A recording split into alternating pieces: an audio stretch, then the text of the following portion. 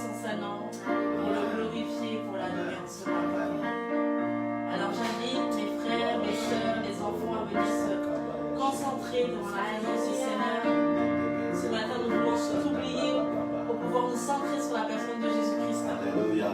Oublie tes fardeaux, oublie tes soucis, oublie ce que peut-être tu as laissé dans le four, même éteins ton four. Viens te centrer sur la personne du Seigneur Jésus-Christ.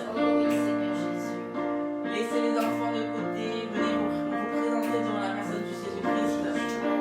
Et même les enfants louer et adorer le Seigneur la journée. Amen, amen, amen. Nous sommes l'église du Seigneur, nous sommes son corps.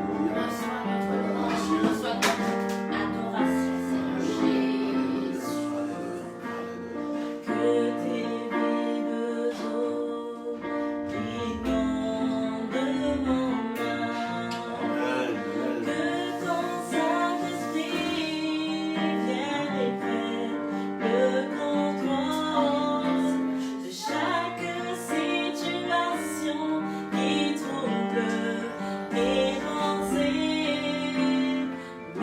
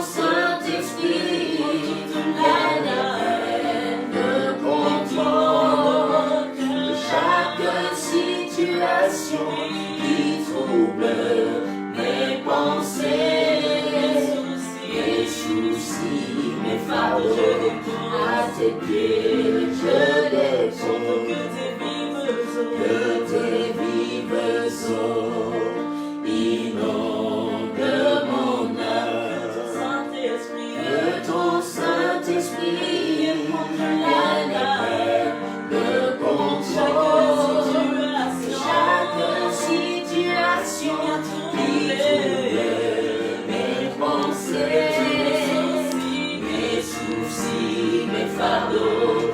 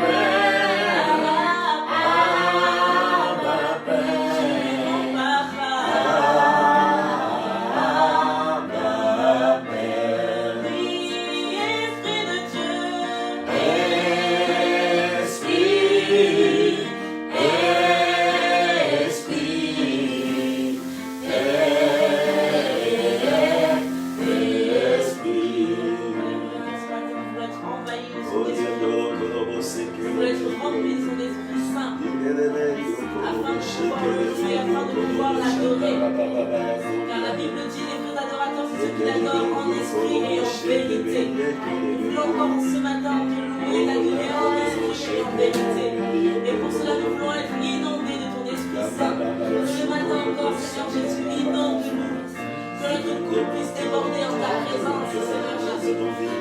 Alléluia. Que nos vies soient agréables à toi, Seigneur Jésus. Que nos vies soient pour toi un parfum de bonne odeur, Seigneur Jésus. Nos vies, Seigneur mon Dieu, nous avons besoin de toi, Seigneur Papa.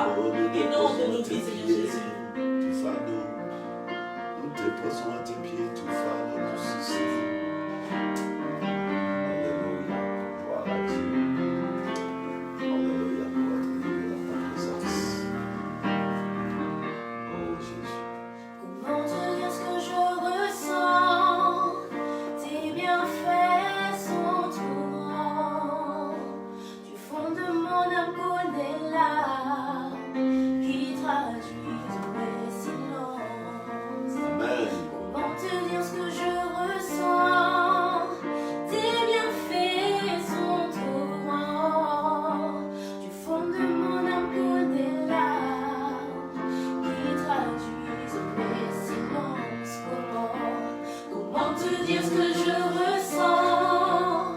Tes bienfaits sont trop grands. Gloire à Dieu. Du fond de mon âme connaît l'âme Sois le Seigneur. qui traduisent mes silences. Comment te dire ce que je ressens? Tes bienfaits sont trop grands. Du fond de mon âme connaît l'âme Qui traduisent mes silences. que ma vie soit une fleur, un Parfum pour toi, Seigneur. que ma vie soit une fleur, Un parfum de bonne odeur. devant toi je me répands. Fais de moi ce que tu voudras. et devant toi je me répands. Fais de moi ce que tu voudras. que ma vie soit une fleur, Un parfum pour toi, Seigneur. que ma vie soit une fleur, Un parfum de bonne odeur. Seigneur, devant toi je me répands. Fais de moi ce que tu voudras. Devant toi, je me répands. Fais de moi ce que tu voudras. Comme l'argile devant le potier, Oh yes. donne-moi la forme qui te Gloire à plaît. Dieu. Tu fais toutes choses en ton temps, je serai toujours confiante. Comme l'argile Devant le potier, donne-moi la forme qui te plaît. Tu fais toutes choses en ton temps. Je serai toujours confiant. Seigneur, Observe mes voies. Garde-moi auprès de ta voix. Je voudrais habiter chez toi tous les jours ici-bas. que ma vie soit une fleur, Un parfum pour toi, Seigneur. que ma vie soit une fleur, Un parfum de bonne odeur. devant toi je me répands. Fais de moi ce que tu voudras. Devant toi, je me répands. Fais de moi ce que tu voudras. que ma vie soit une fleur, Un parfum pour toi, Seigneur.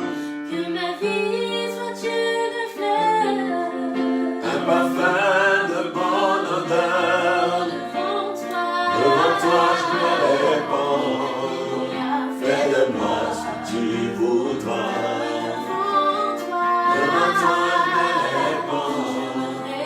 Fais de moi ce que tu voudras. Devant toi, Jéhovah. Devant toi, je me répands. Fais de moi ce que tu voudras. Devant toi, mon papa. Devant toi, je me répands. Fais de moi ce que tu voudras. Devant toi, mon roi. Devant toi, je me répands.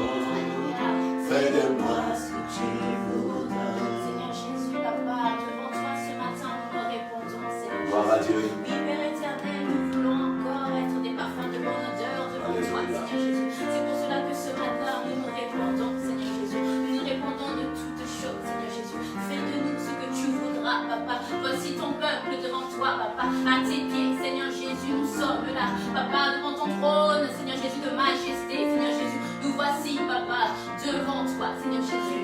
Oui, fais de nous ce que tu voudras, Seigneur Jésus. Papa, il dit dans ta parole que sans toi, nous ne pouvons rien faire, Seigneur Jésus. C'est pour cela que nous sommes là, Papa, devant toi, Seigneur Jésus. Nous nous réfugions dans tes bras d'amour, Seigneur Jésus. Car où irions-nous, Seigneur Jésus, si ce n'est que chez toi? Où irions-nous, Seigneur Jésus, si ce n'est que devant toi? Alléluia, devant toi, Seigneur Jésus.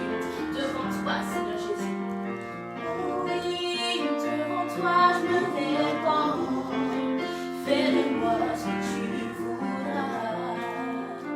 Devant toi, je me répands. Fais de moi ce que tu voudras.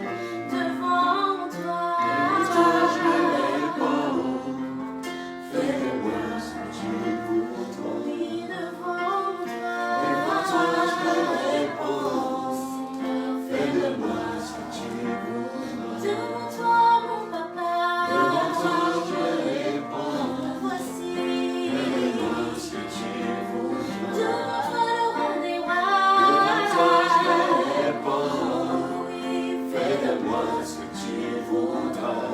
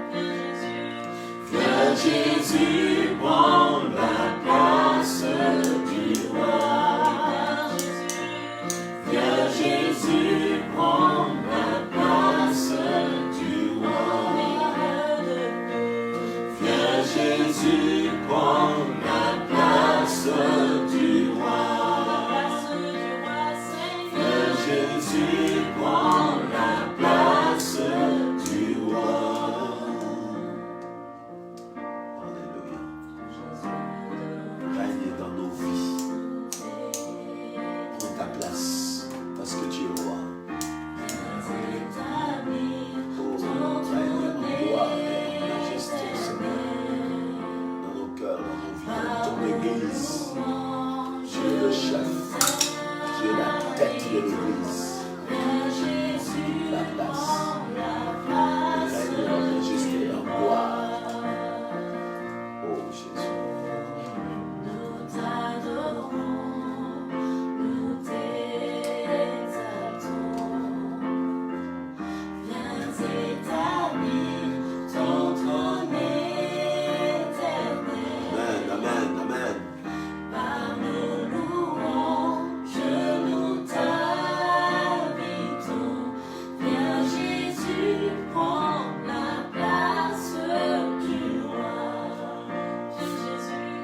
Viens Jésus, prends la place du roi. Dans ma vie, viens Jésus, prends la place du roi. Dans tous mes projets, viens Jésus, prends la place du roi. Dans mon foyer, viens Jésus, prends la place du roi.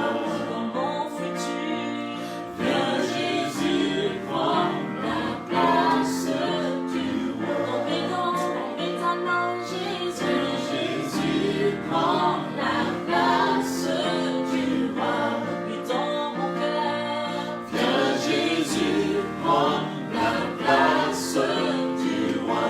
Dans mon tourment, viens Jésus, prends la place du roi. Dans mes épreuves, viens Jésus, prends la place du roi.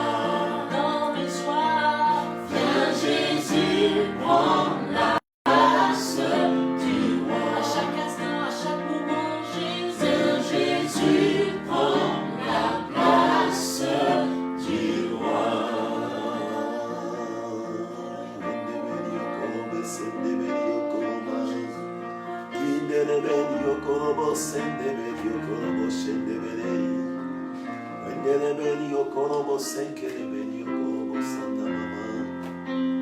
Jésus, prends la place dans mon cœur, prends la place dans ton église. Règne en gloire et en majesté. Tu es Dieu. Tu es le chef, la tête de l'église. Tu es couronné de gloire et de majesté. Oh, l'église t'adore. L'église, corps de Christ, te célèbre. Ton ecclésia t'adore. Alléluia. Merci. Devant ton nom plus haut, Amen. Amen. nous élevons ton nom plus haut. Oui, Jésus, sois élevé. Nous élevons ton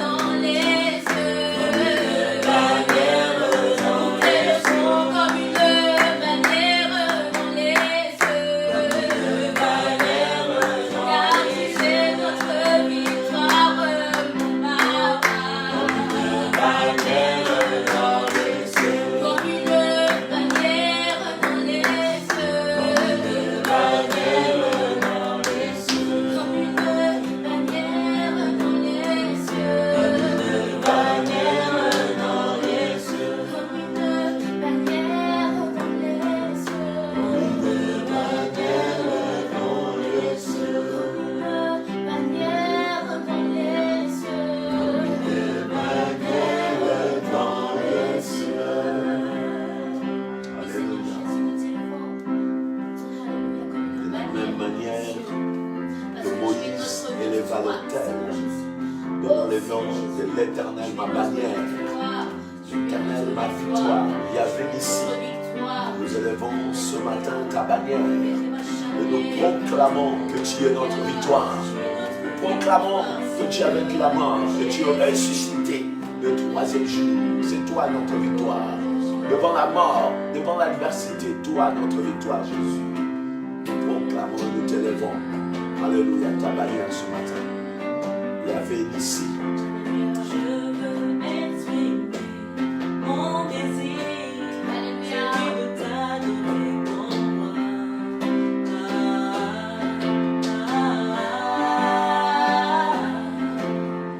Je veux exprimer mon désir, celui de t'adorer pour moi.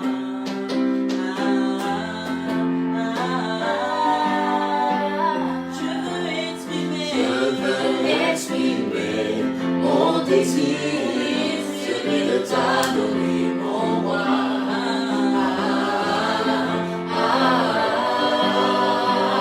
Je veux exprimer mon désir, celui de t'adorer pour moi.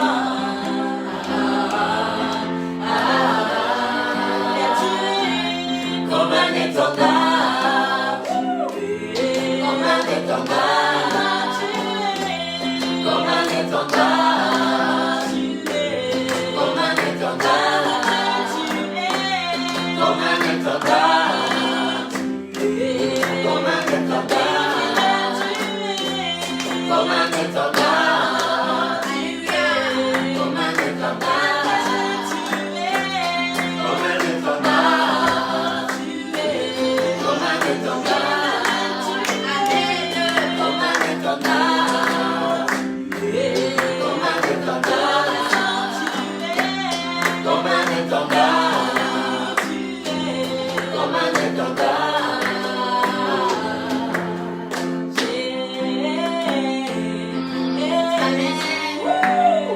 as les paroles de la vie, à qui nous disons Jésus. Tu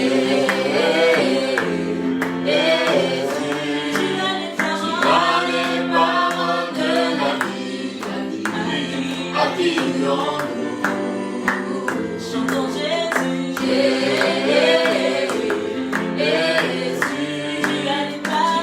les paroles de la vie, à qui nous, car il est comme un étendard,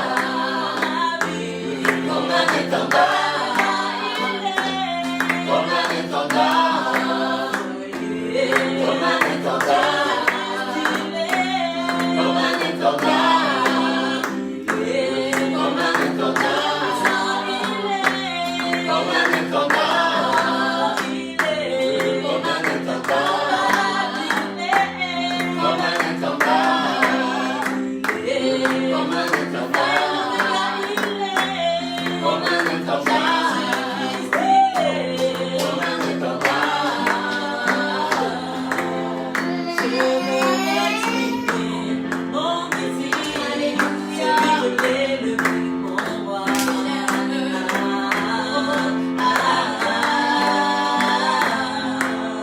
Je veux exprimer mon désir, celui de l'honorer pour moi.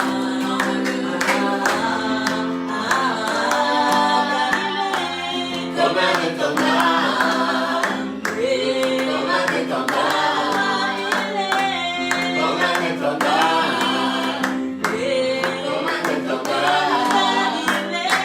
comme un étendard, comme un étendard, comme un étendard,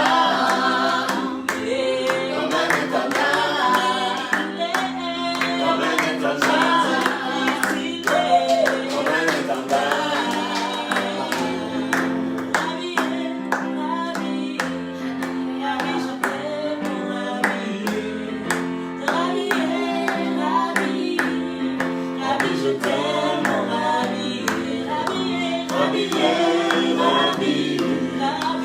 Je t'aime, mon ami.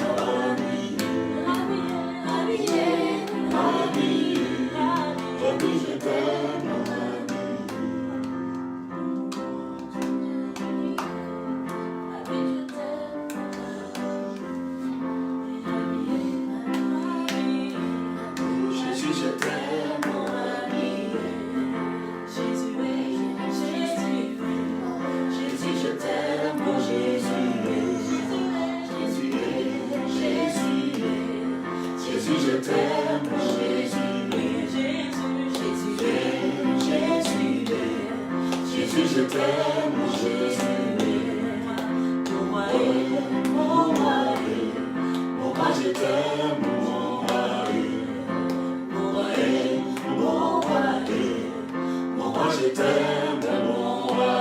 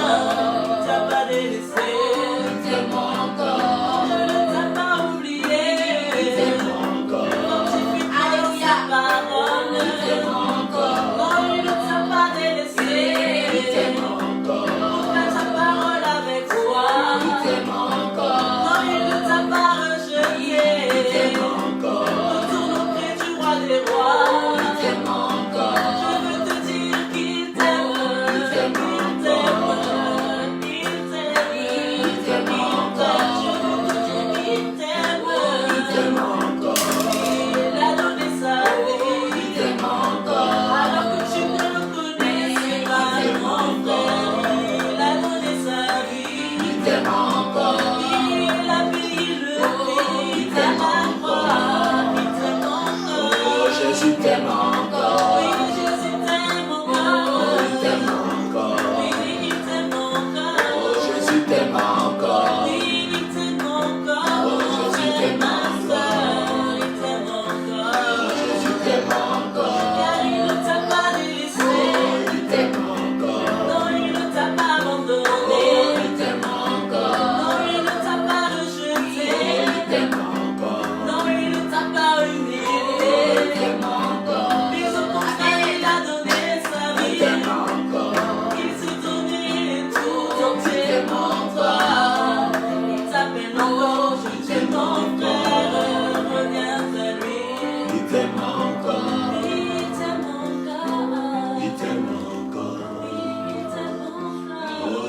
t'aime encore.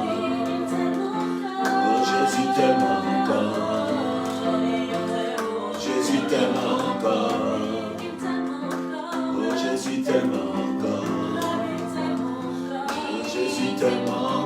Il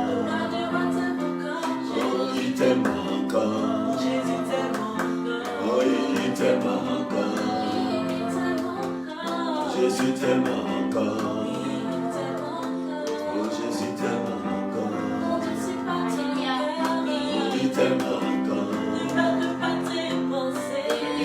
encore.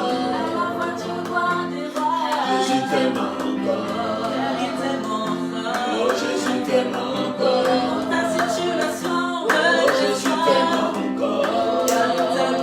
Oh Jésus t'aime encore. Oh Jésus t'aime encore. Oh il t'aime encore. Dans cette maladie, fortifie-toi.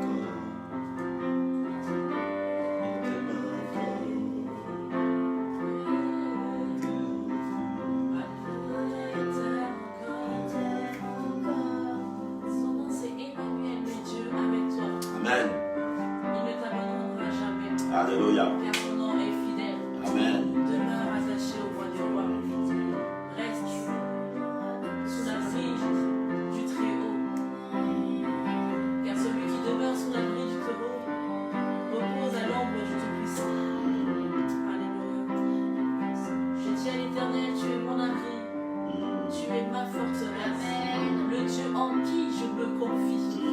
Alléluia. Ebenezer, jusqu'à présent, tu nous as secourus. Amen. Jéhovah Shalom, celui qui nous assure la paix tous les jours de nos vies. Amen. Tu nous dis, ne crains rien, Oh, ne crains point, Amen. ne crains point, Amen. je suis avec toi. Jésus. Ne crains point, Crains pas. je demeure à tes côtés. Alléluia. Et même si je me sens éloigné, Oh. je suis là. Il est là. Car chaque matin, mes bontés se renouvellent pour mes bien-aimés. Alléluia. Je suis celui qui veille sur mes enfants, qui connaît les désirs profonds de leur cœur. Alléluia. Confie-toi en l'Éternel. Il sait ce dont tu as besoin. Amen. Remets ta vie en l'Éternel. Il sait ce qu'il y a de mieux pour toi. Car il est ton créateur. Il est le bon berger. Je suis là. Celui qui n'a pas hésité à aller chercher la brebis égarée. Une forte raison pour toi, mon frère. Toi qui as été créé à sa ressemblance. Ne fera-t-il pas la même chose pour toi? Oh, pour toi. Alléluia. Il t'aime, il t'aime, il t'aime, il t'aime. Ne doute pas car il t'aime. Jésus t'aime, Jésus t'aime. Ne doute pas car Jésus t'aime. Oh, oui, il t'aime encore. Oh, il t'aime encore. Jésus, oui, il t'aime encore. Jésus t'aime encore. Il t'aime encore. Jésus t'aime encore. Il t'aime encore. Jésus t'aime encore. Il t'aime encore. Ne doute plus. Il t'aime encore. Ne recule plus. Il t'aime encore. Ne sois pas fébrile. Il t'aime encore. Car Jésus t'aime encore. Il t'aime encore.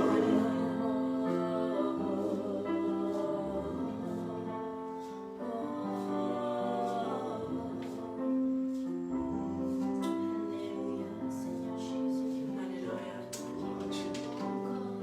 Nous remercions le Seigneur pour ces moments privilégiés. Merci pour ta présence, merci pour tes paroles, merci pour ton amour, merci pour ton Esprit Saint qui est dans nos vies. Nous voulons encore remettre le moment que tu as encore choisi de pouvoir, au travers de ton serviteur, insuffler ta parole. Cette parole qui va être propagée dans les cœurs, dans les vies de nos frères, de nos sœurs, que vraiment nous soyons attentifs aux trésors que tu vas déposer dans nos cœurs et que nous puissions les garder fermement afin de pouvoir les mettre en pratique par le nom puissant de Jésus-Christ. Amen, amen. Donc, restez connectés, nous allons recevoir la parole de Dieu qui sera édifiante pour nous encore en ce matin. Amen. Gloire à Dieu, gloire à Dieu, Béni. gloire à Dieu, gloire à Dieu. Que le nom du Seigneur soit béni. Bonjour à tous, à toutes, vous qui nous suivez partout dans le monde entier. Que la grâce et la paix du Seigneur soient avec vous tous, dans le nom du Seigneur Jésus-Christ. Ce matin, nous sommes dans la joie de partager la parole du Seigneur et nous bénissons le Seigneur pour sa grâce, pour sa fidélité, pour son amour. Et nous voulons te dire ce matin que Jésus t'aime. Amen. Et Jésus Amen. t'aime encore. Amen. Alléluia. Alléluia. Amen. Ne recule pas, ne retourne pas dans le monde, reste attaché à ton Dieu, parce que Jésus t'aime encore. Amen. Alléluia. De la même manière que le fils prodigue a laissé la maison du Père pour aller gaspiller tout l'argent que le Père lui a donné, il a mis en héritage pour lui. Mais lorsqu'il est allé, la Bible déclare qu'il était tombé si bas qu'il commença même à manger, alléluia, la nourriture de porc. Alors que pour un juif, déjà il ne mange pas le porc. Alors manger la nourriture du porc, c'est encore descendre plus bas. Et de là, il s'est souvenu de son père.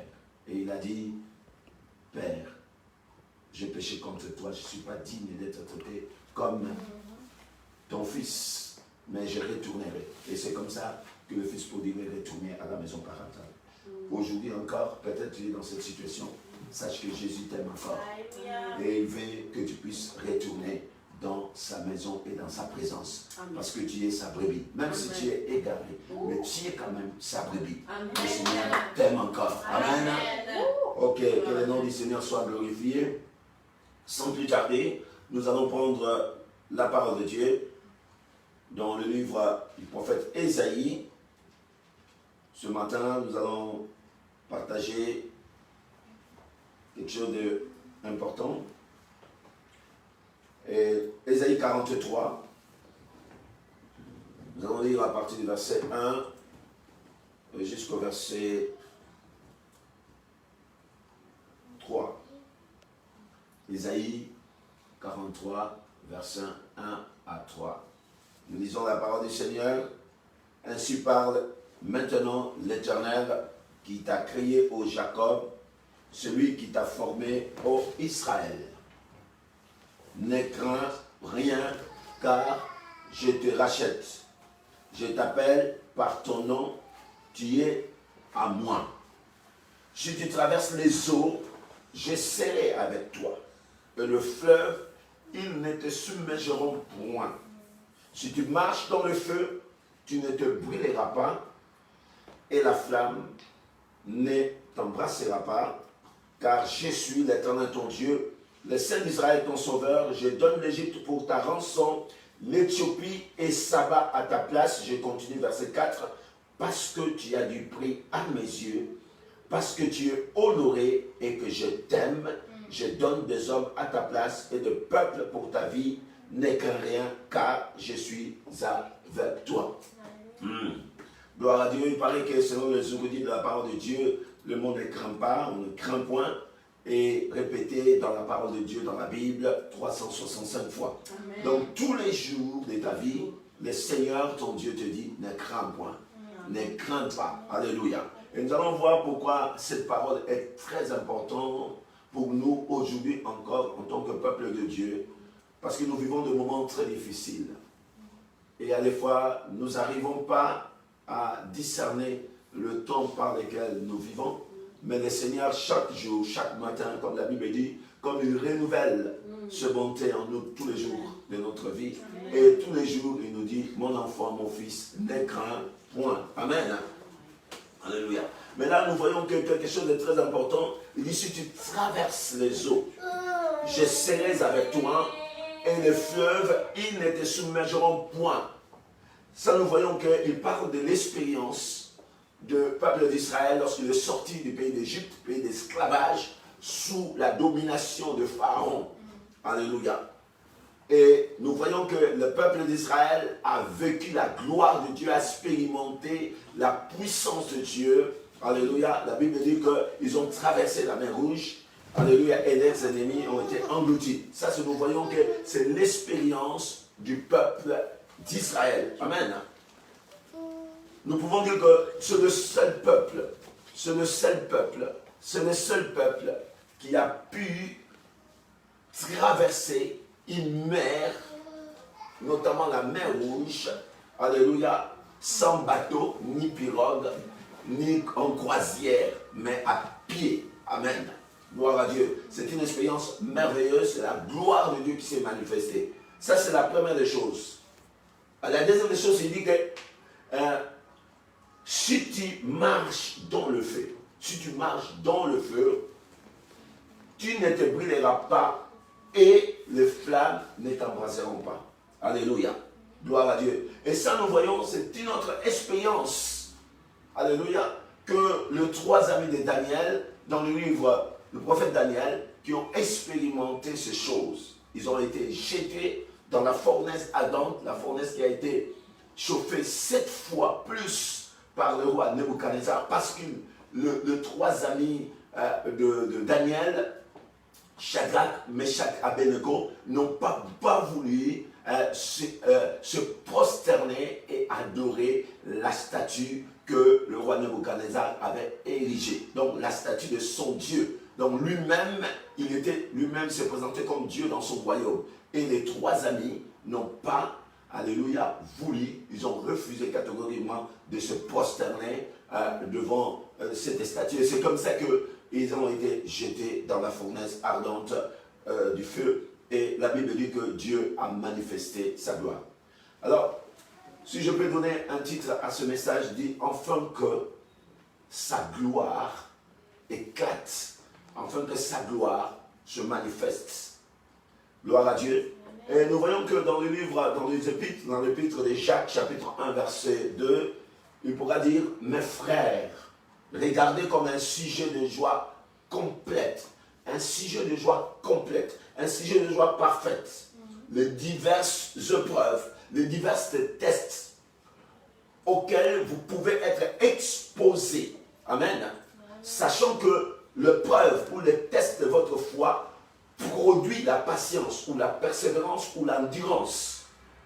Mais il faut que la patience accomplisse parfaitement son œuvre, afin que vous soyez parfait. Le mot parfait ne veut pas dire parfait dans la perfection comme nous pensons, mais le mot parfait, ça veut dire adulte. Afin que vous soyez adulte, afin que vous deveniez mature. Amen. Et accompli sans faillir en rien. Amen. Alléluia. Je répète encore, mes frères, regardez comme un sujet de joie complète les diverses épreuves auxquelles vous pouvez être exposés, sachant que l'épreuve ou les tests de votre foi produit la patience ou la persévérance ou l'endurance, mais il faut que la patience accomplisse parfaitement son œuvre, enfin, dans la finalité, que vous soyez, vous deveniez parfait ou adulte ou homme fait selon Christ et accompli sans faillir en rien. Amen. C'est vrai que nous pouvons dire, peut-être toi qui nous suis ce matin, tu as prié en disant, Seigneur, moi, je veux voir ta gloire. Quelle belle prière. Quelle belle prière. Seigneur, je veux voir ta gloire. Et le Seigneur le veut manifester sa gloire. Et le Seigneur peut manifester sa gloire par plusieurs facettes, par plusieurs moyens. Alléluia. Et c'est pour cela, ce matin, nous allons étudier un peu, afin que sa gloire éclate, afin que sa gloire se manifeste. Ça, c'est le sujet de notre thème. Nous voulons voir un peu comment le Seigneur peut manifester cette gloire. Et peut-être toi, tu as prié, Seigneur, je veux voir ta gloire dans ma vie. Amen. Veux-tu que ma gloire se manifeste dans ta vie, le Seigneur dira. Veux-tu que ma puissance, ma gloire se montre, se révèle dans ta vie? Alors, selon Ésaïe 43, acceptes-tu de passer par les eaux avec moi? Amen. Acceptes-tu de traverser le fleuve avec moi? Acceptes-tu de marcher dans le feu avec moi? Acceptes-tu d'être embrasé ou brûlé par le feu de l'épreuve? Les eaux, le feu, c'est le symbole des épreuves que nous pouvons être exposés. Amen. Mais il faut que la condition, pour que nous puissions voir la gloire de Dieu, pour que Dieu éclate sa gloire, la condition, c'est de Ésaïe 43, la condition, si tu traverses. Amen. Si tu traverses, si tu marches dans le feu. Alléluia. Ce sont là les éléments ou les conditions des déclencheurs de la gloire de Dieu. Amen. Et nous voyons dans les Actes des Apôtres, Actes chapitre 16, à partir du verset 22 à 34, nous voyons que Paul et son ami Silas étaient en mission, et là, dans la ville de Philippe, ils ont rencontré une femme qui avait un esprit de python, ça veut dire un esprit de divination. Alors, comme il embêtait un peu Paul par plusieurs fois, alors Paul a pris l'autorité dans le nom de Jésus-Christ, il a chassé cet esprit, et la Bible déclare que parce que cette femme a été utilisée pour gagner de l'argent à ce maître, à travers cet esprit, à travers cet démon qui agissait dans la vie de cette femme, en faisant de la divination, comme aujourd'hui nous voyons beaucoup des hommes et des femmes qui trafiquent et qui pratiquent ces choses. Et nous voyons que là, Paul et Silas ont été ils ont été arrêtés, battus de verge et puis jetés dans la prison. Jetés dans la prison.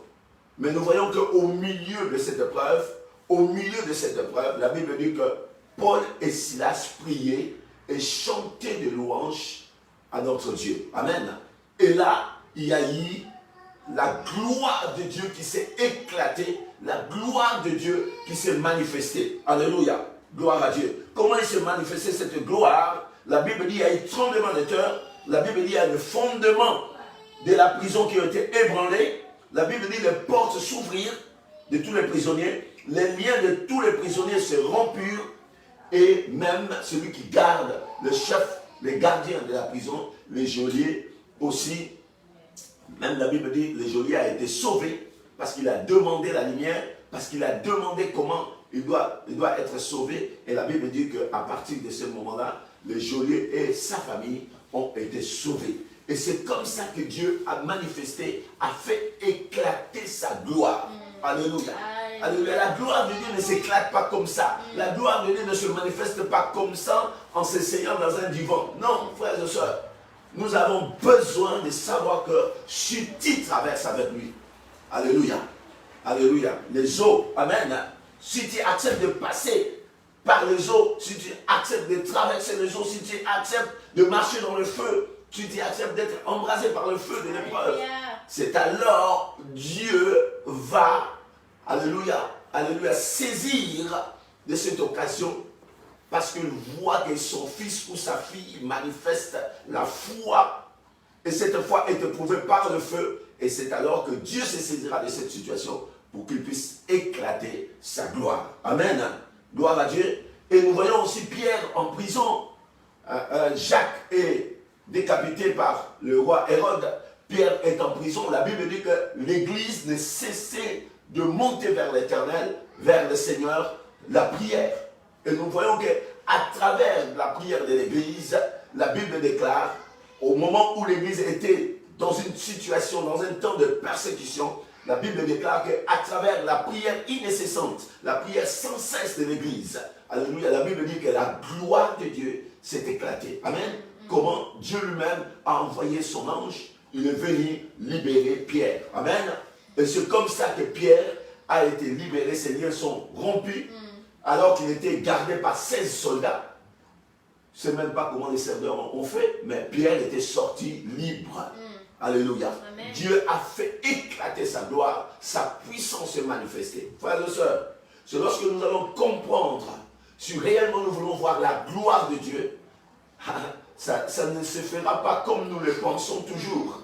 Ça se fera à des fois, il faut que nous puissions traverser les eaux avec le Seigneur. Il dit, si tu traverses les eaux, je serai avec toi.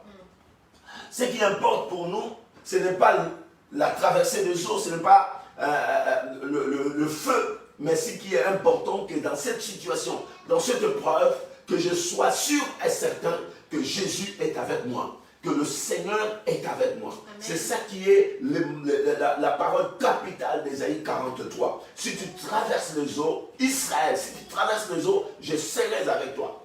C'était une fois dans l'expérience du peuple d'Israël. C'était une fois. Non pas deux fois, c'était une fois. C'est vrai que le peuple d'Israël a traversé aussi à sec le Jourdain. Mais ce n'est pas la même chose avec la mer Rouge. Amen. Gloire à Dieu. Alléluia. Et c'était une fois aussi que les 3 hommes de Daniel ont été mis dans une fournaise ardente, bien chauffée, 7 fois. Amen. Donc, les tests de notre foi vont produire la patience, et cette patience va être, alléluia, va accomplir parfaitement son œuvre, afin que nous soyons devenus adultes, afin que nous soyons parfaits et accomplis sans rien faillir. Alléluia. Gloire à Dieu. Gloire au Seigneur. Alléluia. Alléluia. Merci Seigneur. Et la Bible nous montre aussi que l'épreuve nous purifie. L'épreuve nous purifie. L'épreuve nous épure. L'épreuve enlève les escories. Amen. L'épreuve, les tests de notre foi nous purifient, nous épure, enlève les escories dans nos vies. Amen. C'est là, nous pouvons le voir dans 1 Pierre, chapitre 1, versets 6 à 7. Un verset que j'aime bien. 1 Pierre, je ne lis pas la totalité à partir du verset 1, mais je prends à partir du verset 6 à 7.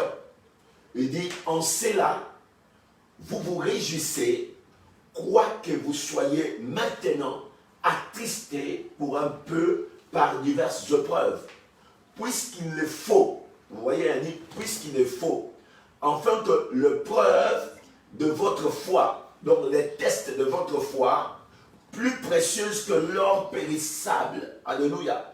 L'or périssable qui pourtant est éprouvé par le feu. Vous savez que l'or est éprouvé par le feu.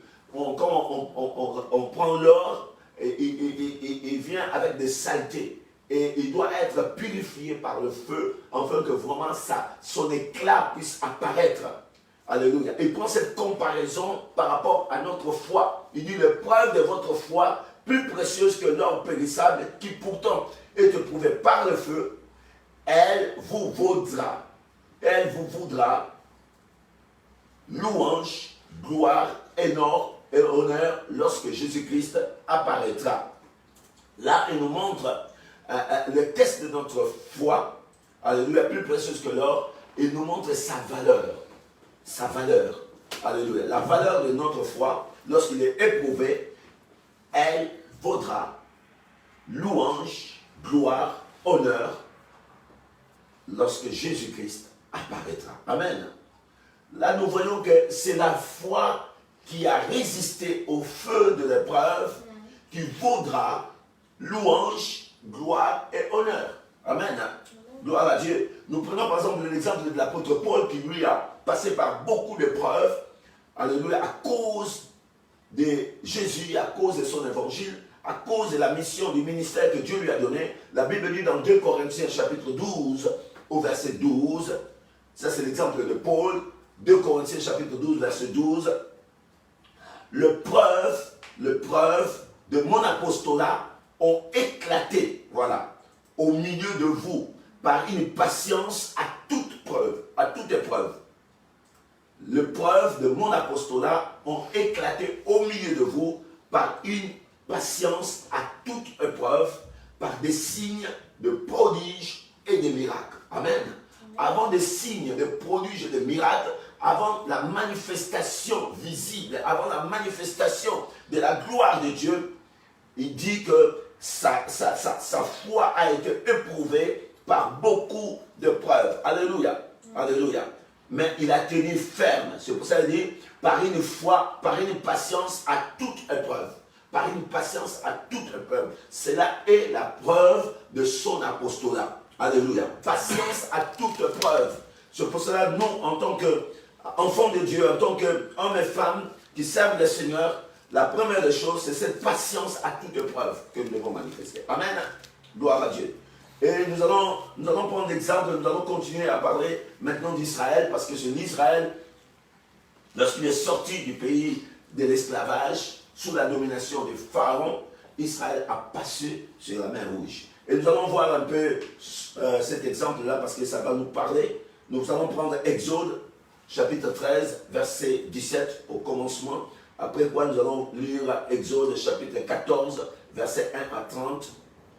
Mais tout simplement pour donner une meilleure compréhension, Exode, chapitre 13, verset 17, lorsque Israël sort du pays d'Égypte, pays d'esclaves, sous la domination de Pharaon, alors la Bible déclare, lorsque Pharaon laissa aller le peuple, Dieu ne le conduisit point par les chemins du pays des Philistins. Alléluia. Quoique le plus direct et le plus proche. Car Dieu dit, le peuple pourrait se repentir en voyant la guerre et retourner en Égypte.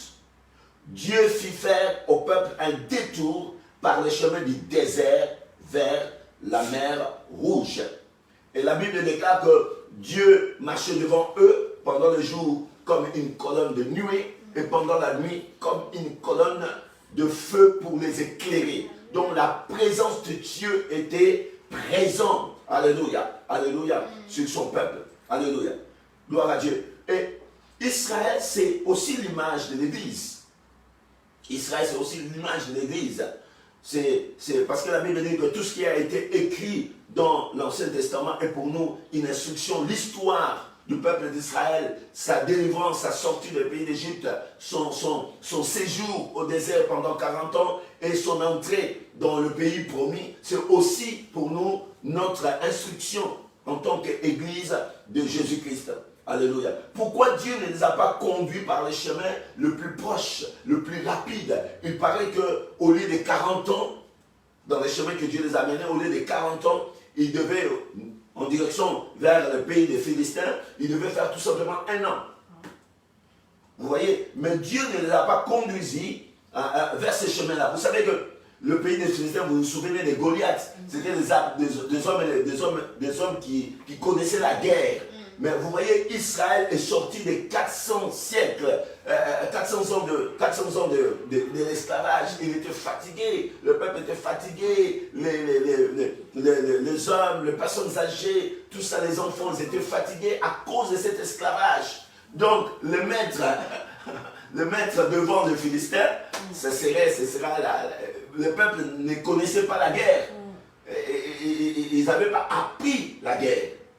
Et c'est pour cela que je dis bien que le peuple d'Israël, c'est vraiment le symbole de l'Église de Christ aujourd'hui. Nous voyons que le peuple d'Israël sortant de l'Égypte, c'est comme nous sommes nés de nouveau par le Saint-Esprit. Nous sommes délivrés de l'Égypte, du monde, sous la domination de Satan. Nous avons été transportés de ténèbres à son admirable lumière. Et maintenant, nous sommes enfants de Dieu. Nous avons le Saint-Esprit en nous. Et maintenant, Dieu lui-même nous conduit. Le jour comme la colonne de nuée et la nuit comme la colonne de feu. Il nous conduit lui-même par son Esprit Saint. Amen. Alléluia. C'est Jésus lui-même, le chef de l'Église, qui conduit son Église par son Esprit Saint. Amen. Mais Dieu ne nous amène pas dans le chemin facile. Il veut que nous puissions devenir adultes. Vous voyez, le but de Dieu, lorsqu'un enfant de Dieu naît de nouveau par le Saint-Esprit, le but de Dieu, le but du Seigneur Jésus est qu'il soit devenu parfait. Ça veut dire dans le sens de mature. Il faut qu'il soit un homme parfait, un homme qui pourra combattre, amener les bons combats de la foi. C'est pour ça que l'apôtre Paul pourra dire dans la fin de sa vie, il dit, j'ai combattu le bon combat. J'ai achevé la course, j'ai gardé la foi. Il était devenu un bon soldat de Jésus-Christ. Il était devenu, si je peux dire, un commando de Jésus-Christ. Donc, le désir de cœur de Dieu que nous puissions grandir. C'est pour ça que nous avons vu que le poivre de notre foi, plus précieux que l'or, nous amène aussi à grandir. Alléluia. Gloire à Dieu. Gloire au Seigneur. Et la Bible dit que, car Dieu dit, le peuple pourrait se repentir en voyant la guerre. Ça veut dire que le peuple pourrait se traumatiser, s'affaiblir, et puis prendre la décision de retourner en Égypte. Parce que c'était quand même des chemins les plus courts. Donc c'est pour cela que Dieu fit faire au peuple un détour par le chemin du désert. Alléluia. Le désert est toujours symbole de l'épreuve. Dans la solitude. Alléluia. L'épreuve. Gloire à Dieu. Et nous arrivons maintenant à Exode chapitre 14, verset 1. Nous allons lire Exode chapitre 14, verset 1 jusqu'au verset 30. Nous allons faire une bonne lecture. Parce que ça va nous aider à comprendre comment Dieu fait les choses. À des fois, nous prions, mais nous ne savons pas comment Dieu fait les choses. C'est bien de prier, mais il faut savoir aussi pourquoi nous prions comme ça. C'est pour ça que nous allons lire, à partir du verset 1, l'Éternel parla à Moïse et dit, parle aux enfants d'Israël qu'ils se détournent. Voilà, encore. Et qu'ils campent devant Pi-Hahiroth, entre Migdol et la mer vis-à-vis de Baal-Shepon. C'est en face de ce lieu que vous camperez près de la mer. Pharaon dira, les enfants d'Israël, ils se sont égarés dans le pays, les déserts les enferment. J'endurcirai le cœur de Pharaon et il les poursuivra. Mais Pharaon et toute son armée serviront à faire éclater ma gloire. Amen. C'est pour ça le titre de notre message, enfin que sa gloire éclate. Alléluia. Et les Égyptiens sauront que je suis l'Éternel, et les enfants d'Israël firent ainsi. Ils obéirent. En annonçant au roi d'Égypte que le peuple avait pris la fuite, alors le cœur de Pharaon et de celui de ses serviteurs fut changé à l'égard du peuple. Ils dirent, qu'avons-nous fait en laissant aller Israël, dont nous aurons plus de service? Et Pharaon attela son char et il prit son peuple avec lui. Il prit 600 chars d'élite et tous les chars de l'Égypte, et il y avait surtout des combattants. L'Éternel endurcit en tête le cœur de Pharaon, roi d'Égypte, et Pharaon poursuivit les enfants d'Israël, et les enfants d'Israël étaient sortis, la main levée, les Égyptiens les poursuivirent, et tous les chevaux, les chars de Pharaon, ses cavaliers et son armée, les atteignirent, campés près de la mer, vers Pi-Hiroth, vis-à-vis de Bel-Séphon. Pharaon approchait, les enfants d'Israël levèrent les yeux, et voici, les Égyptiens étaient en marche derrière eux, et les enfants d'Israël eurent une grande frayeur, et crièrent à l'Éternel. Ils dirent à Moïse, n'y a-t-il pas de sépulcre en Égypte, sans qu'il soit besoin de nous mener mourir au désert? Que nous as-tu fait en nous faisant sortir d'Égypte? N'est-ce pas là ce que nous te disions en Égypte? Laisse-nous servir les Égyptiens, car nous aimons mieux servir les Égyptiens que de mourir au désert. Moïse répondit au peuple, ne craignez rien, restez en place et regardez la délivrance que l'Éternel va vous accorder en ce jour. Car les Égyptiens que vous voyez aujourd'hui, vous ne les verrez plus jamais. L'Éternel combattra pour vous et vous gardez le silence. L'Éternel dit à Moïse, pourquoi ces cris? Parle aux enfants d'Israël et qu'ils marchent. Toi, lève ta verge, étends ta main sur la mer et fends-la. Et les enfants d'Israël entreront au milieu de la mer à sec, et moi, je vais endurcir, entêter le cœur des Égyptiens pour qu'ils y entrent après eux, et Pharaon et toute son armée, ses chars et ses cavaliers feront éclater ma gloire. Amen. Et les Égyptiens sauront que je suis l'Éternel quand Pharaon, ses chars et ses cavaliers auront fait éclater ma gloire. Etc., etc. Nous pouvons continuer jusqu'à la fin de ce chapitre. Mais il y a quelque chose que nous voulons retirer de cet exemple du peuple d'Israël. Donc nous voyons tout d'abord, Dieu va parler à Moïse. Il va parler à Moïse et Moïse va parler aux enfants d'Israël. Donc Dieu va nous dire de pourquoi ces changements, pourquoi Israël va maintenant se mettre près de la mer, en face de la mer. Il dit, voilà, j'endurcirai le cœur de Pharaon et il les poursuivra. Mais Pharaon et toute son armée serviront à faire éclater ma gloire. Et les Égyptiens sauront que je suis l'Éternel, et les enfants d'Israël firent ainsi. Amen. Donc Dieu va endurcir. Donc le but de cette situation, que Dieu va endurcir le cœur. Alléluia. Dieu va entêter le cœur de Pharaon et il les poursuivra. Mais Pharaon et toute son armée serviront à faire éclater la gloire de Dieu, et les Égyptiens sauront que l'Éternel est Dieu. Amen. Alléluia. Gloire à Dieu. Gloire au Seigneur. À des fois, Dieu endurcit, entête le cœur de nos situations, de nos luttes, de nos combats, de nos épreuves. Même ça nous poursuit, afin de faire éclater sa gloire. Alléluia. Alléluia. Afin de faire éclater sa gloire. Donc il faut que dans chaque épreuve, dans chaque situation, nous discernions quelle est la volonté de Dieu, où Dieu veut nous faire passer, quel est le chemin que Dieu veut nous amener pour nous faire passer. À des fois, ce sont des chemins que aux yeux des hommes, aux yeux humains, ce sont des chemins tellement qui font peur, qui sont difficiles. Mais c'est des chemins où, si nous voulons vraiment voir sa gloire, parce que nous prions, oh Dieu, je veux voir ta gloire. Je veux voir ta gloire. Mais la gloire de Dieu, tu ne verras pas comme ça en croisant les bras ou en s'asseyant dans un divan. Non. La gloire de Dieu, lorsque tu seras dans la volonté de Dieu, lorsque tu seras dans le service de Dieu, lorsque ta foi va être éprouvée, alléluia, et là, Dieu va utiliser cette situation pour faire éclater sa gloire. Amen. Donc nous voyons au verset 10, lorsque Pharaon s'approchait, la Bible dit, lorsque Pharaon s'approchait, les enfants d'Israël levèrent les yeux, et voici les Égyptiens étaient en marche derrière eux. Les enfants d'Israël eurent une grande frayeur et crièrent à l'Éternel. Amen.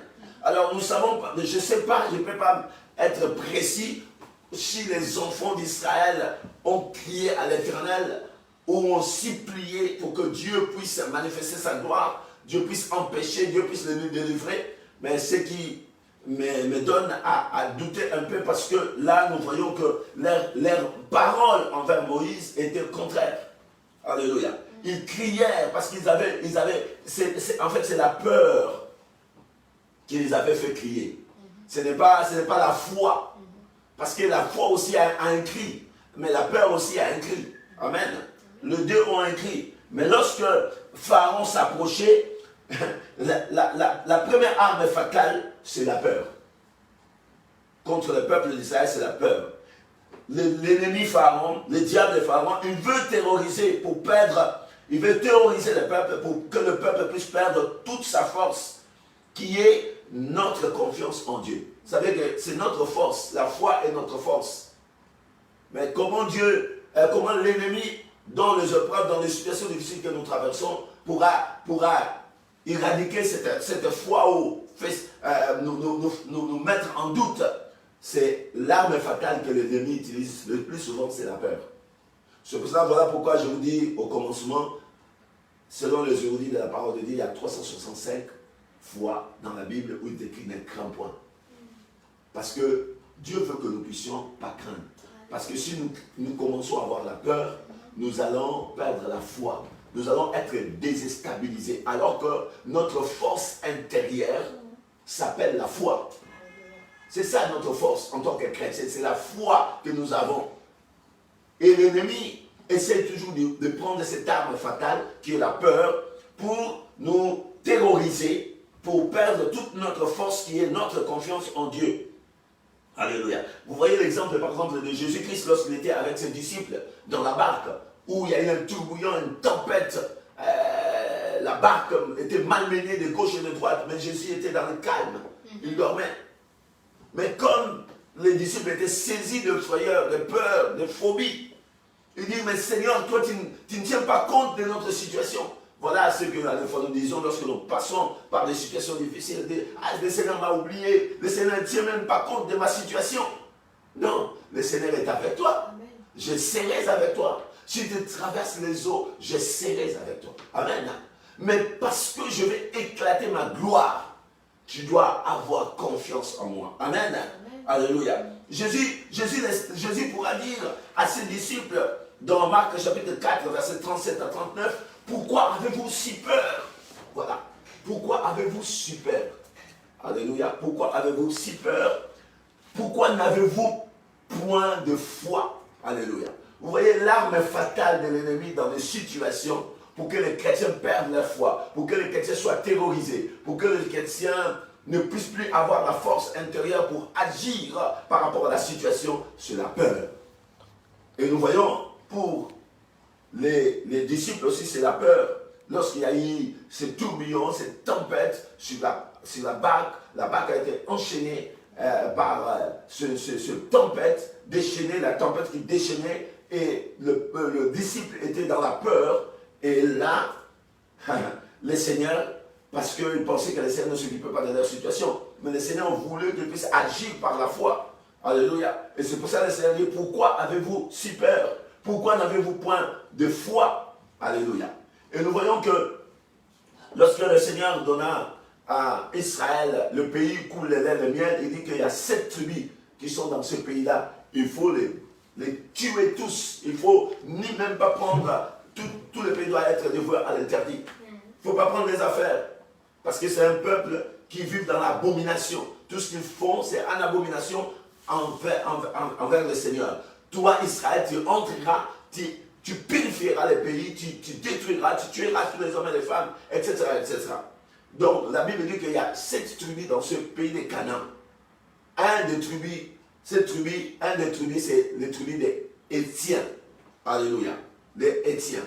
Les Étiens, ça veut dire que le mot Étienne, ça veut dire fils de terreur. Fils de terreur. Alléluia. Les sept tribus, ça symbolise aussi 7 mauvais esprits. Alléluia. Nous avons cet esprit de Dieu et aussi cet mauvais esprit de l'ennemi. Et un de ces tribus, un de ces esprits s'appelle Étienne, qui veut dire fils du terreur ou peur extrême, phobie. Donc nous voyons que la peur, la terreur, la phobie, ce sont des armes fatales de l'ennemi pour que nous pour nous vider de notre ressource essentielle qui est la foi. Or, sans la foi, il est impossible d'être agréable. Agréable à Dieu. Si nous sommes agréables à Dieu, c'est à cause de notre foi en Jésus-Christ. Mais l'ennemi va utiliser l'esprit Étienne, le fils de terreur, pour nous terroriser, pour que nous puissions perdre ou être vidés de notre ressource essentielle qui est la confiance en Dieu, la foi. Amen. Alléluia. Mais vous voyez que par rapport au peuple, au cri de peuple, et par rapport à Moïse, dans le verset 13, Moïse qui va répondre. Vous voyez, le peuple a peur, le peuple a crainte, le peuple pourra dire à Moïse, n'y a-t-il pas de sépulcre en Égypte? Il voit déjà la mort pour eux, sans qu'il soit besoin de nous mener mourir au désert. Alléluia, alléluia. Que nous as-tu fait en nous faisant sortir d'Égypte? N'est-ce pas là ce que nous disions en Égypte? Laisse-nous servir les Égyptiens, car nous aimons mieux servir les Égyptiens que de mourir au désert. Alléluia. Ça, c'est les paroles négatives. Ça montrait que lorsqu'ils ont crié vers Dieu, ils n'ont pas crié pour prier. Ils ont crié par peur. Et regarde leurs paroles. Ça montre qu'ils n'avaient pas prié avec foi. Ça montre qu'ils avaient la peur, ils avaient la crainte. Ils avaient l'esprit même de suicide. Alléluia. Parce qu'ils parlaient déjà de la mort. Et lorsque nous voyons au verset 13, Moïse qui va répondre au peuple. Mais Moïse, vous allez voir que c'est un homme de foi. Il manifeste sa foi. Alléluia. Vous savez, la foi aussi, ça se manifeste par nos paroles. Nos paroles manifestent ce qui est au-dedans de nous. Amen.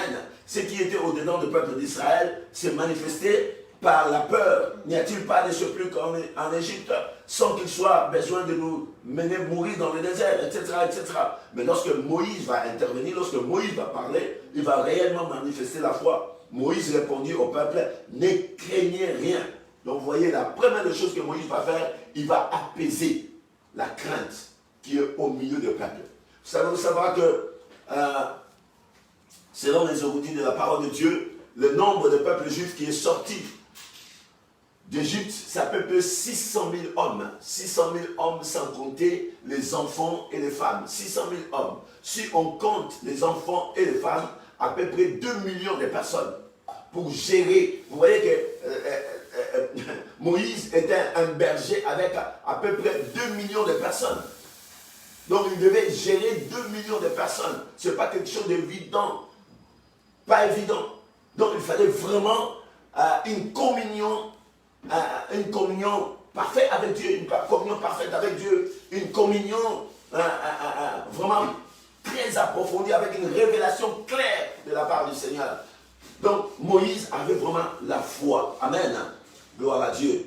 Et pourra dire, ne craignez rien, restez en place, regardez la délivrance que l'Éternel va vous accorder en ce jour. Voilà. Regardez la délivrance que l'Éternel va vous accorder en ce jour, car les Égyptiens que vous voyez aujourd'hui, vous ne les verrez plus jamais.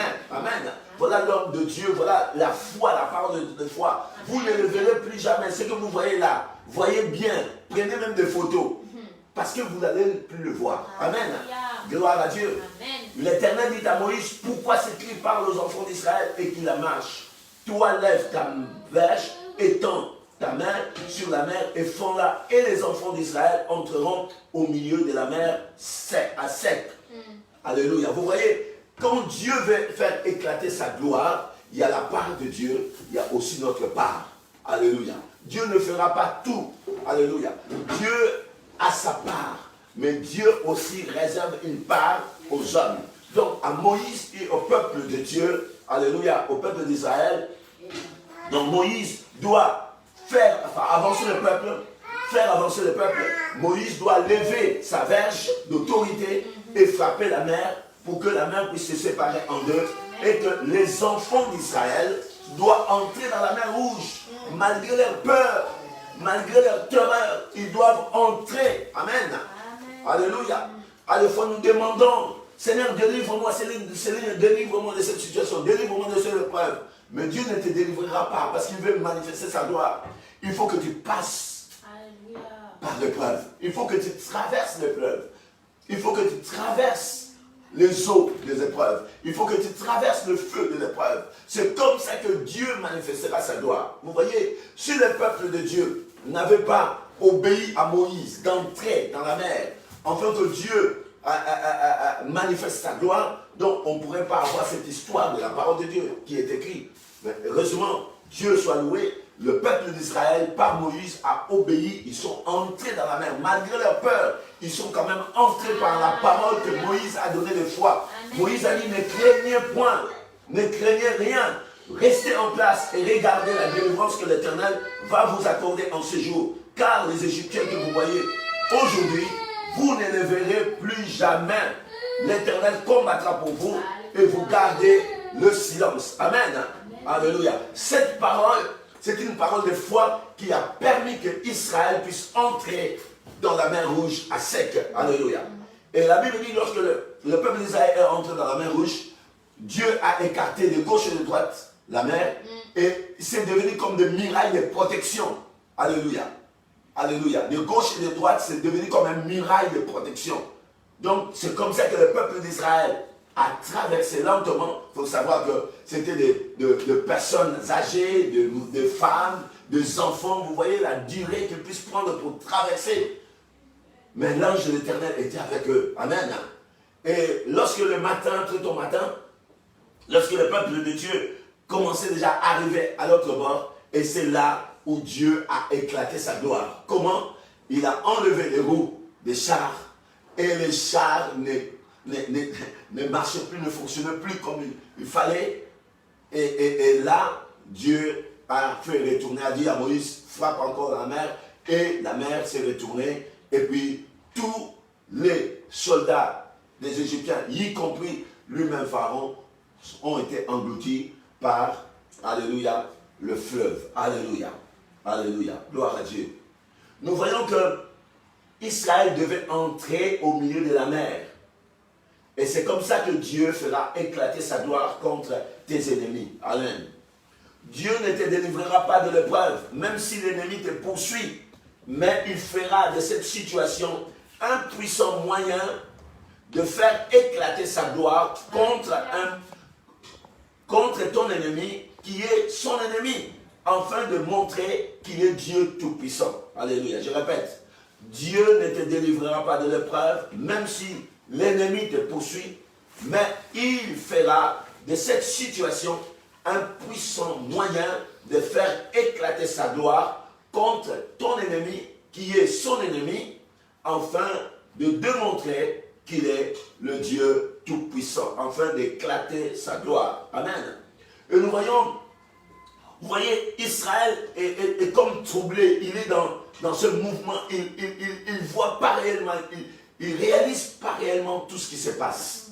Mais nous voyons qu'à la fin, c'est au verset 30 que la Bible va dire, en ce jour, l'Éternel délivra Israël de la main des Égyptiens, et Israël vit, verbe voir, sur les rivages de la mer, les Égyptiens qui étaient morts.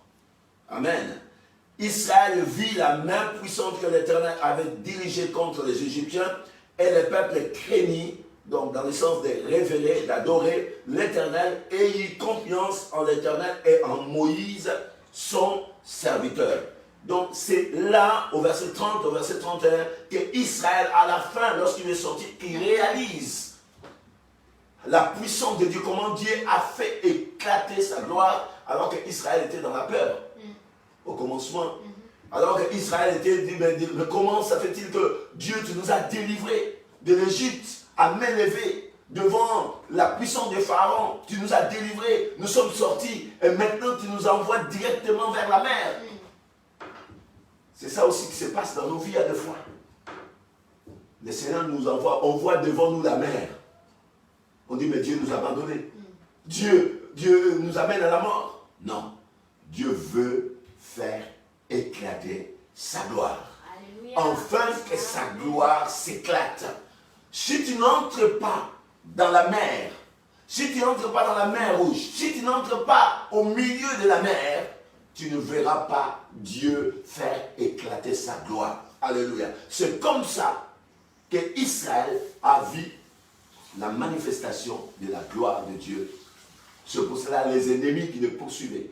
Dieu avait un plan, non pas contre Israël, non pas pour détruire Israël, mais Dieu a un plan contre ses ennemis qui poursuivent le peuple de Dieu, qui poursuit Israël, parce que lorsque Israël obéit, Dieu manifeste sa puissance en détruisant ce peuple. Alléluia. Et nous voyons en l'occurrence à travers la mer. Alléluia. Ça c'est un exemple que nous pouvons voir que lorsque même nos persécuteurs nous poursuivent, c'est eux qui tombent, c'est eux qui chancellent, dirait David. Dieu n'a pas dirigé le peuple vers la mer pour le noyer, mais pour faire éclater sa gloire. Amen. Alléluia. Dieu n'a pas dirigé son peuple vers la mer pour le noyer, pour le détruire, mais pour faire éclater sa gloire. Alléluia. Alléluia. Alléluia. En mettant à mort tous les soldats égyptiens et y compris Pharaon lui-même. Amen. Alléluia. C'est pour cela, la Bible dit, si tu traverses les eaux, le fleuve ne te submergeront pas. Si tu traverses le feu, les flammes ne te brûleront pas, car je suis avec toi. Et là, nous voyons l'exemple de Daniel. Dans le livre de Daniel, verset 3, à partir du chapitre 3, verset 15 à 33. Nous n'allons pas lire toute la lecture. Chapitre 3, verset 15 à 33. Daniel 3, 15 à 33. Nous allons voir que la gloire de Dieu s'éclate. Alléluia. Alléluia.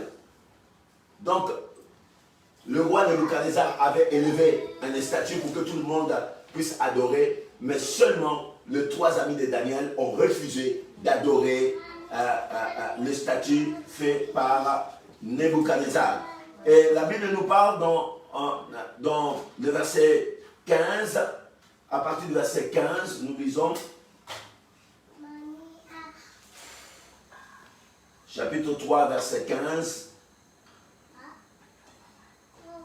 à la fin du verset 15, « Si vous n'adorez pas, vous serez jetés à l'instant même au milieu d'une fournaise ardente. Et quel est le Dieu qui vous délivrera de ma main ?» Shadrach, Meshach, Abednego répliquèrent au roi Nebuchadnezzar, « Nous n'avons pas besoin de te répondre là-dessus. Voici notre Dieu que nous servons peut nous délivrer de la fournaise ardente et il nous délivrera de ta main au roi. Sinon, sache au roi que nous ne servirons pas tes dieux et que nous n'adorerons pas la statue d'or que tu as élevée. » Sur quoi Nebuchadnezzar fut rempli de fureur et il changea de visage en tournant ses regards contre Shadrach, Meshach et Abednego. Il reprit la parole, il ordonna de chauffer la fournaise 7 fois plus qu'il ne convenait de la chauffer. Alléluia. Alléluia. Alors au verset, nous sautons au verset 21. Ces hommes furent liés, vêtus de leurs caleçons, de leurs tuniques et de leurs manteaux et de leurs autres vêtements, jetés au milieu de la fournaise ardente, comme l'ordre du roi était sévère et que la fournaise était extraordinairement chauffée. La flamme tua les hommes qui y avaient jeté Shadrach, Meshach et Abednego. Et ces 3 hommes, Shadrach, Meshach et Abednego, tombèrent liés au milieu de la fournaise. Alors le roi Nebuchadnezzar fut effrayé et se leva précipitamment. Il prit la parole et dit à ses conseillers, « N'avons-nous pas jeté au milieu du feu 3 hommes liés ?» Ils répondirent au roi, « Certainement au roi. » Et le roi répondit, « Eh bien, je vois 4 hommes sans lien qui marchent au milieu du feu et qui n'ont point de mal. Et la figure du 4e ressemble à celle d'un fils de Dieu. » Oui, Nebuchadnezzar parle, il pense qu'il parle comme ce Dieu, mais là, c'est en l'occurrence la présence même de Jésus dans le feu. Amen. Le Fils de Dieu lui-même. Vous voyez, frères et sœurs, parce que nos 3 amis étaient déterminés de vivre ou de mourir, mais pas d'adorer d'autres dieux, si ce n'est que l'Éternel Yahvé. Il fallait que cette foi soit éprouvée. Ils ont dit, mais il fallait que cette foi soit éprouvée par le feu, afin qu'il y ait pour résultat la louange, la gloire et l'honneur de Jésus-Christ. il fallait qu'ils acceptent de traverser par l'épreuve du feu, fournaise ardente chauffée 7 fois plus, pour que la gloire de Dieu s'éclate. Amen. Pour que la gloire de Dieu s'éclate, il fallait qu'ils puissent accepter, alléluia, d'être jetés dans la fournaise ardente. Sans cela, la gloire de Dieu ne pouvait pas être éclatée. Nous voyons que la dimension de l'épreuve de notre foi sera aussi la dimension de l'éclat de la gloire de Dieu. Amen. La dimension de l'épreuve de notre foi sera aussi la dimension de l'éclat de la gloire de Dieu. Alléluia. C'est pour ça que la Bible dit que nous ne brillerons pas de la même manière, frère. Nous ne brillerons pas de la même manière. Nous sommes en train de parler, nous sommes tranquilles, mais il y a 1000 km d'ici, dans d'autres pays, il y a des frères et sœurs qui sont en prison, qui sont dans des travaux forcés, qui sont dans les containers. Ils passent par des moments difficiles, mais ils tiennent ferme. Alléluia. Alléluia. C'est pour ça que la Bible dit que nous ne brillerons pas de la même manière. Alléluia. À l'exemple de 3 amis de Daniel. Alléluia. Il n'y a pas eu des hommes et des femmes qui ont vécu l'expérience de 3 amis de Daniel. Mais ces 3 amis de Daniel, Shadrach, Meshach et Abednego, c'est dans tous les royaumes que Dieu a manifesté sa gloire. C'est dans tous les royaumes que Dieu a manifesté sa gloire à travers leur expérience de foi, à travers l'épreuve de leur foi. C'est dans tous les royaumes de Nebuchadnezzar que Dieu a manifesté sa gloire. Parce que ses enfants ont eu confiance en lui, même en acceptant la mort par le feu. Une mort difficile, épouvantable, afin que Dieu saisit les moyens de cette foi inébranlable et déterminante de faire éclater sa gloire. Amen. Vous savez, Dieu cherche des hommes et des femmes de foi qui lui donneront par leur foi inébranlable et ferme de son tour de faire éclater sa gloire et montrer qu'il est Dieu. Alléluia. Je dis, Dieu cherche des hommes et des femmes qui lui donneront par leur foi inébranlable et ferme de son tour de faire éclater sa gloire et montrer qu'il est Dieu. Amen. Gloire à Dieu. Gloire à Dieu. Et nous avons vu enfin que Dieu, alléluia, fasse éclater sa gloire. Enfin que Dieu manifeste sa gloire. Et nous pouvons voir les derniers exemples que j'ai pu noter. Dieu fait éclater sa gloire par la résurrection de notre Seigneur Jésus-Christ le 3e jour après sa mort. Alléluia. Dieu a fait manifester sa gloire par la résurrection de notre Seigneur Jésus-Christ le 3e jour après sa mort. Alléluia. Lorsque Jésus-Christ a été amené à la croix du Calvaire, les disciples étaient dans la tristesse, dans la peur. Il dit, mais comment nous allons faire? Le maître maintenant est mis à la croix, il va être mort. Il est mort. Le peuple ou les disciples étaient dans la peur et dans la tristesse. Mais la mort de Jésus, cette mort qui est une mort épouvantable, cette mort qui est une mort honteuse, parce que c'est la mort des grands malfaiteurs. Jésus a été laissé nu. Il a été cloué à la croix, flagellé, couronné, des couronnes d'épines, crucifié pour chacun de nous. C'était une chose épouvantable à l'égard des hommes et des femmes que nous sommes. Mais qui savait qu'à travers de ces sacrifices, à travers de cette preuve du feu, Dieu va éclater sa gloire par la résurrection de Jésus-Christ. Alléluia. Frères et sœurs, même lorsque tu passes par la mort à soi-même, sache-le qu'il y aura un 3e jour, le jour de la résurrection. Alléluia.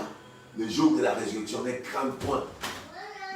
Garde confiance, persévère, afin que l'épreuve de ta foi puisse avoir comme résultat la gloire et l'honneur pour la gloire de notre Seigneur Jésus-Christ. Alléluia. Gloire à Dieu. Que le nom du Seigneur soit glorifié. Donc Jésus a accepté la mort de la croix, l'épreuve suprême de la foi, afin que par sa résurrection, Dieu fasse éclater sa gloire dans nos vies. Si le Seigneur n'aurait pas accepté de payer notre rançon par la mort, nous ne serons pas ressuscités avec lui et être enfants de Dieu, nés de nouveau. Heureusement que Jésus, le Seigneur, a accepté. Maintenant, il verra le résultat de la souffrance de son âme, le sacrifice de son âme. Il verra beaucoup des âmes qui seront là pour l'adorer, pour le célébrer, parce qu'il a donné sa vie pour plusieurs. Alléluia. Donc, frères et sœurs, il faut savoir que la gloire ne se manifestera pas comme ça, comme on le pense. Il faut que véritablement nous puissions comprendre comme Dieu agit. Dieu n'agit pas pour nous faire plaisir. Dieu voit notre foi. Dieu voit notre consécration. Dieu voit notre foi inébranlable, ferme et déterminante. C'est alors que Dieu va se saisir de ce moyen, de cette foi-là qui est inébranlable, qui est ferme. C'est là où Dieu va faire de grandes choses, des miracles. Il va éclater sa gloire. Amen. Voilà. Que le Seigneur vous bénisse. Que le Seigneur vous rende forte, nous rende forte, afin que nous soyons devenus adultes, pour que nous puissions comprendre comment Dieu travaille avec ses enfants. Que le nom du Seigneur soit glorifié, et que nous soyons fermes et inébranlables dans notre foi, parce que le preuve de notre foi, plus précieuse que l'or, qui est même éprouvé par le feu, est pour résultat la louange, la gloire et l'honneur pour notre Seigneur Jésus-Christ. Amen. Gloire à Dieu. Soyez tous et toutes bénis au nom du Seigneur Jésus.